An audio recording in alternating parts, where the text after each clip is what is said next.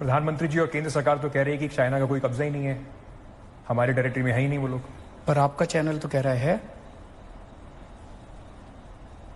आपका चैनल झूठ दिखा रहा है इसका मतलब। हम तो वही दिखा रहे हैं जो सैटेलाइट मैप दिखा रहे हैं। तो वो अब फिर या तो आप जानो या वो जाने।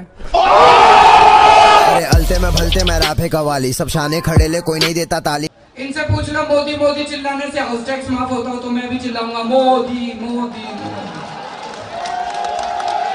अरे मोदी ने तुम्हारी बिजली के रेट कम करे क्या? अगर बिजली के रेट कम होते हो मोदी मोदी चिल्लाने से मैं भी चिल्लाऊंगा मोदी मोदी मोदी। मोदी मोदी करने से पेट नहीं भरता, पागल हो रहे हैं थोड़े लोग। जेब में था चिल्लर, साथ वाले किल्लर, काम करे कांड वाले लाइव बेड़ा थ्रिलर।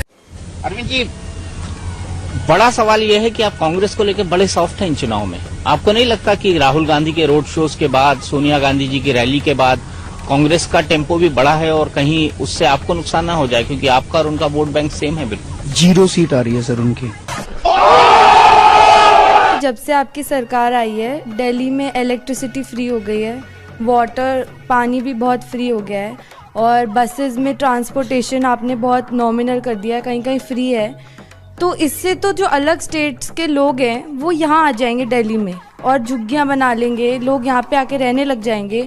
वैसे ही इतनी पॉपुलेशन है तो आप और जो लोग आ जाएंगे उनको कैसे कंट्रोल करेंगे? तो मतलब कि अगर ज़्यादा लोग आएंगे इसलिए दिल्ली को अच्छा ना बनाया जाए।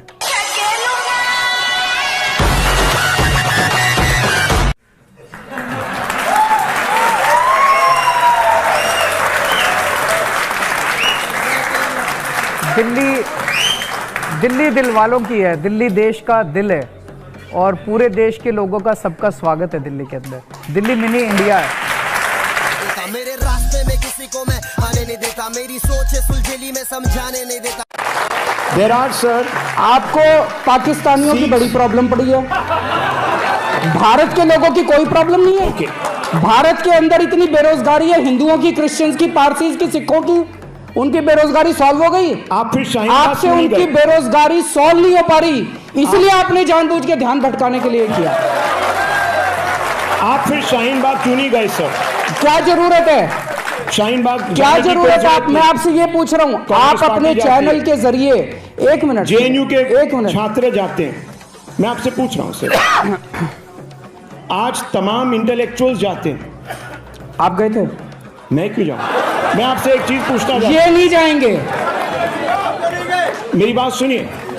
उन्होंने देश के अंदर बवाल मचाया है, बट शाहीन बाग नहीं। उन्होंने पूरे देश के अंदर जो बवाल खड़ा किया है वो इसलिए खड़ा किया है कि उनसे बेरोजगारी नहीं संभल रही। बट शाहीन बाग, उनके देश के अंदर जो अर्थव्यवस्था का बुरा हाल है, इनकी हिम्मत नहीं है अर्थव्यवस्था के ऊपर बात करने की।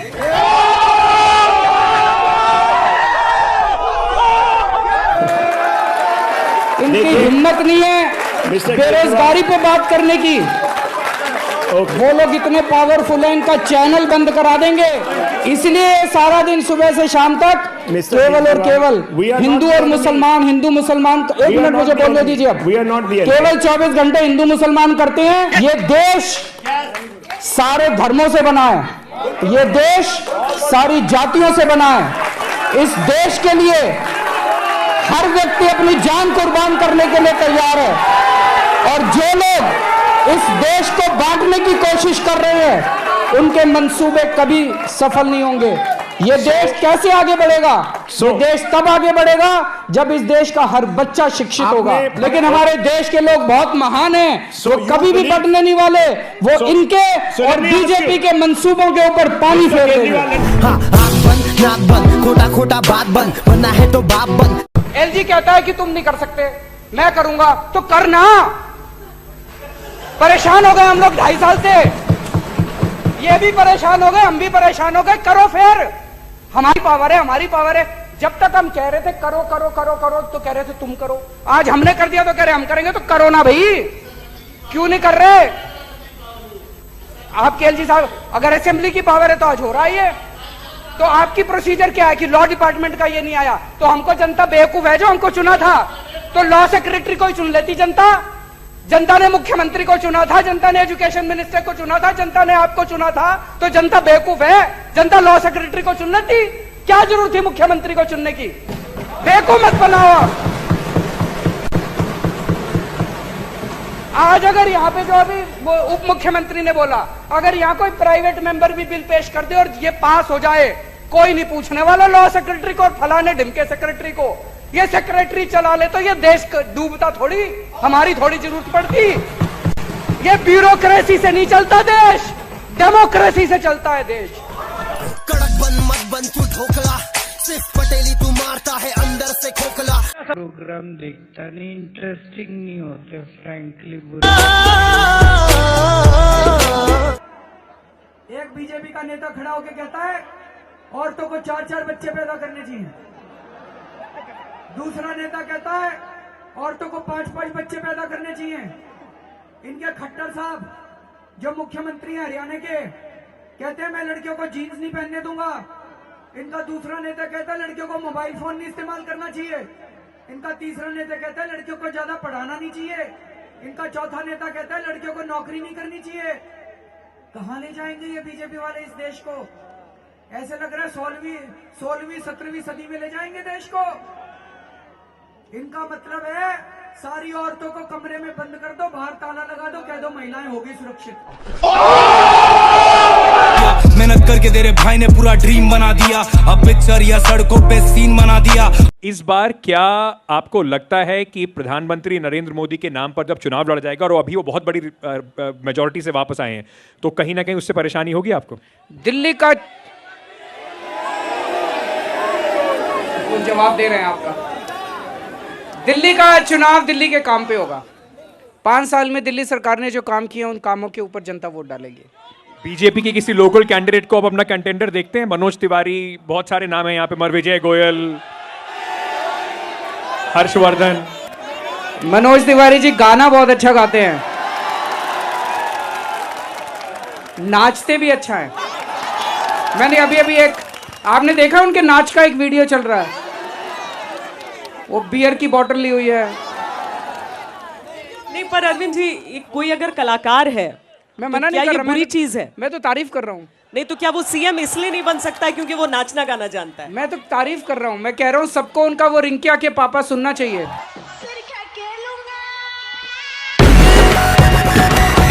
धान का एमएसपी 1868 है। उत्तर प्रदेश और बिहार में ये 900,000 रुपए में बिक रहा है। मेरे को बता दो कि पूरे देश में मेरा बिहार और उत्तर प्रदेश का किसान कहां ये फसल बेच के आए कि इसको एमएसपी से ज्यादा दाम मिल जाए। हवा में बात करने से क्या फायदा है? कहीं भी बेच लो, कहीं भी बेच लो। अरे कहां बेच लें, बताओ तो सही।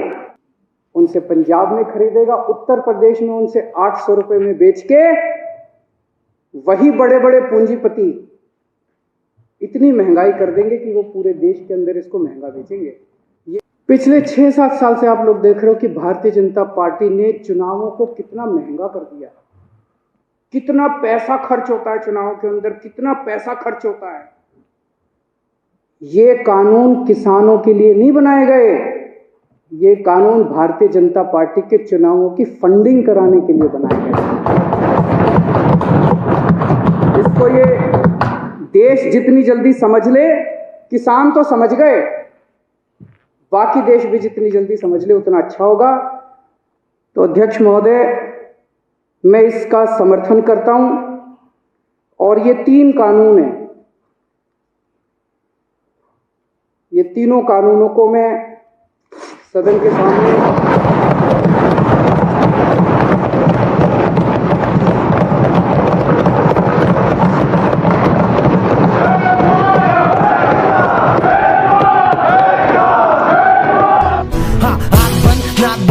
खोटा बात बन बनना है तो बाप बन। If you like the video, do like, share and subscribe to Billy Talks. Thanks for watching.